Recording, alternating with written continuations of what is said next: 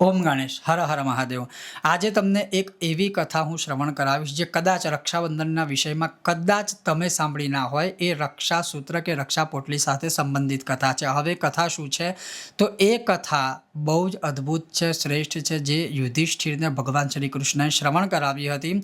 અને આ કથા સાંભળવાથી પણ અસુરોથી રક્ષા થતી હોય છે એવું ભગવાનનું કથન છે। તો આજે આપણે સત્સંગ કરીશું। જો તમને આ સત્સંગ વિશે વિડીયો પસંદ આવે, લાઇક કરજો, શેર કરજો અને ચેનલ પર નવા હોય તો સબસ્ક્રાઇબ કરજો। હવે ચાલો સત્સંગ શરૂ કરીએ।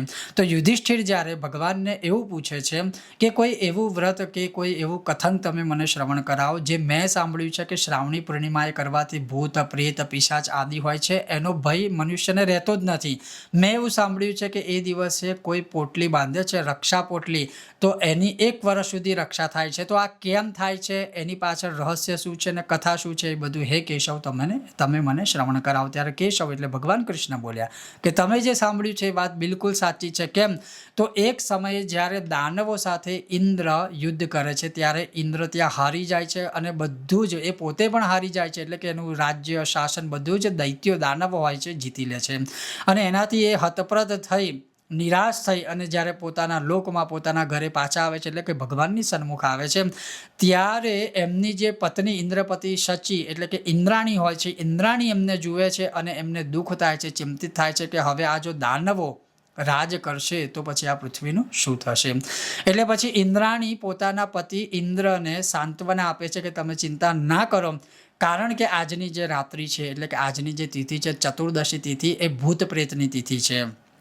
એટલા માટે આવતીકાલે જે પૂનમ છે, શ્રાવણી પૂર્ણિમા છે, ઉત્તમ તિથિ છે, એ દિવસ એટલે કે આવતીકાલે હું તમારા માટે રક્ષાસૂત્ર, રક્ષા વિધિ વિધાનથી હું તૈયાર કરીશ અને એ હું તમને બાંધીશ તો અવશ્ય તમારો વિજય થશે। એક પત્ની પોતાના પતિને આવી સાંત્વના આપે છે।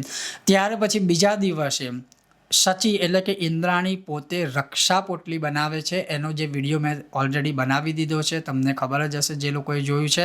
તો એ રક્ષા પોટલી કેવી રીતે બનાવાય, રક્ષા પોટલીનું મહત્વ શું છે, બધું જ મેં એમાં બતાવેલું છે। તો અવશ્ય તમે એ વિડીયો જોઈ શકો છો, જે આ વિડીયો પહેલીવાર જોવે છે એ લોકોને કહું છું। તો આ રીતે એ રક્ષા પોટલી પછી બીજા દિવસ એટલે કે શ્રાવણી પૂર્ણિમાના દિવસે ઇન્દ્રાણીએ ઇન્દ્રને બાંધી અને એ બાંધીને પછી ઐરાવત હાથી ઉપર ચડી અને ઇન્દ્ર યુદ્ધ કરવા જાય છે ને એમને ઐરાવત હાથીની ગર્જના સાથે ઇન્દ્રને જેવા દાનવો જોવે છે બધા દાનવો ભયભીત થઈ જાય છે અને પછી એ દાનવો સાથે જ્યારે ઇન્દ્ર યુદ્ધ કરે છે ત્યારે ઇન્દ્રનો વિજય થાય છે। અને એનું મહત્વ હોય છે આ રક્ષા પોટલીનું। આ શ્રાવણી પૂર્ણિમા, આ રક્ષાબંધનના દિવસે આ જે રક્ષા પોટલી કેવી રીતે બંધાય છે અને કેવી રીતે બાંધવામાં કે બનાવવામાં આવે છે અને રક્ષા પોટલી બાંધવાથી શું થાય છે, અને ત્યારથી જ આ રક્ષાબંધન નામ પણ પડ્યું છે અને આ રક્ષાબંધનનો તહેવાર મનાવવામાં પણ આવે છે કે રક્ષાસૂત્ર, રક્ષા પોટલી બનાવી અને આ દિવસે રક્ષા પોટલી જમણા હાથમાં બાંધવામાં આવે તો જીવનના દરેક યુદ્ધમાં મનુષ્યનો વિજય થાય ને 1 વર્ષ સુધી ભગવાન સ્વયં એમની રક્ષા કરે છે। તો આ હતી એક નાનકડી કથા।